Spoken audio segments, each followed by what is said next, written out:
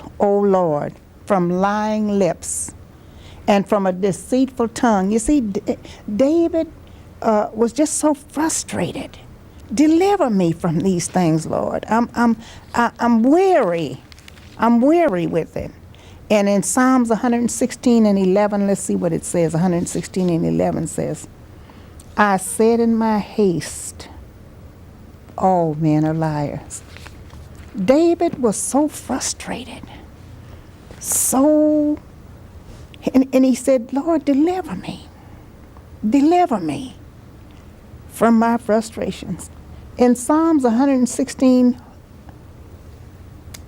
David did 7 things. He made 7 vows to the Lord. He said, I will call. Out of all his frustration, he began to think. And as he began to think, he began to realize that God is true. He had hope. He could glean courage from the many deliverances that God had delivered him from. And he made a vow. He said, as long as I live, I will bow down before the Lord. As long as I live, I will walk before the Lord in the land of the living. In other words, I will do what the Lord had asked me to do as long as I live. And he says, I will take the cup of salvation and call upon his name. David began to realize that although man had failed him, God had not ever failed him.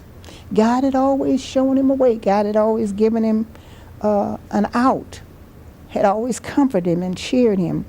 And he said, I will pay my vows to the Lord in the land of the living, and I will offer sacrifice of praise in public places, and I will call upon the name of the Lord. He took comfort and consolation in that, and so we can do too. For when all else fails, when all other people disappoint us, we can always turn back and rely on God. Pilate asking the question of Jesus as he stood before him before he was crucified. You know, Pilate wanted to know, well, people were coming before him. They had conflicting stories. They had, each group was trying to outdo the other with the ways that they wanted Jesus to suffer. And the stories were conflicting. Some said this and some said that, and many, many accusations. And Pilate became so frustrated. He said, what is truth? What is truth? And you know, Pilate was confused because all the religious leaders were clamoring for him to do something, and he didn't know what to do because their stories were so conflicting and so in conflict with each other until he couldn't fathom what it was they wanted him to do. What were they saying? All of them were screaming and hollering different things, and none of them agreeing with the other. There was just so much controversy. And he wanted to know, what is the truth? What has this man done? What is the truth? And you know, it behooves us to search and find out, what is the truth? What is it? Are we following fads? What are we following? You know, we want to take time to go to, we have the children from Smyrna, and they're going to sing a song for us. And we want to go briefly to them, and then of course I'll continue on. But first we want to go to the children, and we're going to have them sing for you. So sit back and relax, but get your Bible, because I want you to be able to follow me with some of the scriptures, and I want you to be able to go back later and read these scriptures and find out for yourself the truth of God. Now back to it. And if God lies, what could you do about it if he did lie? What could you actually do if God lied? Is there anything that man can do? Is there anything that man can say? Can man make God tell the truth? Can man make God do anything? That's something to think about. That's very, very deep. Man lies all the time.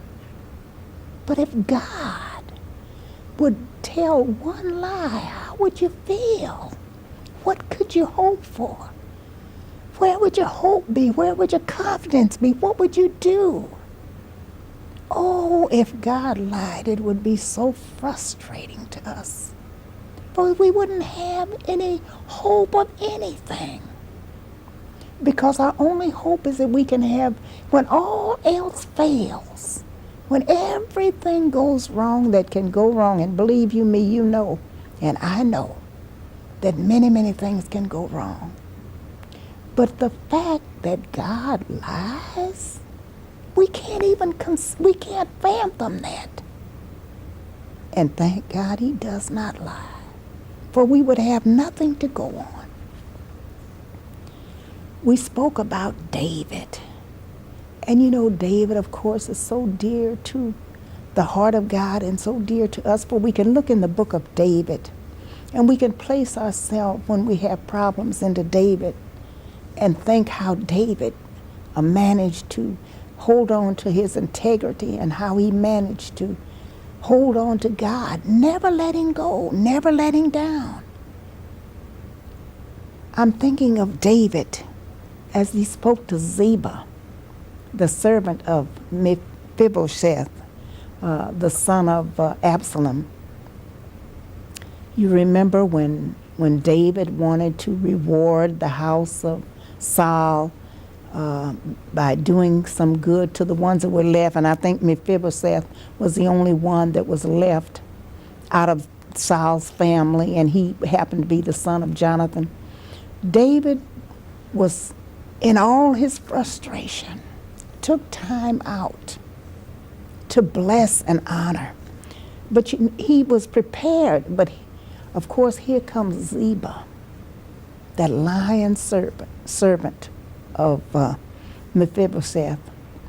And he came to David, and he brought a lot of gifts. He brought horses, he brought food, he brought many, many things that David could use. And he had deceived his master and had told him, you stay behind, I'll go and make everything all right with David. But he actually did not want to make everything all right with David. He only wanted the things that he knew David was going to give Mephibosheth. So he made up the lie, and Mephibosheth stayed back, and Ziba went.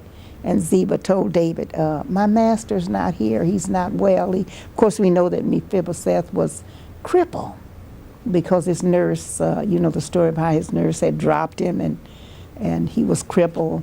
And so he used that as an excuse to get the things. And so David, not knowing and thinking that he wanted to honor somebody from Saul's house, and if he could not honor his grandson, then he told Ziba, he said, well, everything that I was going to give Mephibosheth, I'll give it to you.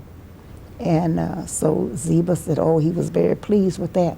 But then we learn later on that David found out what the lie Ziba had told.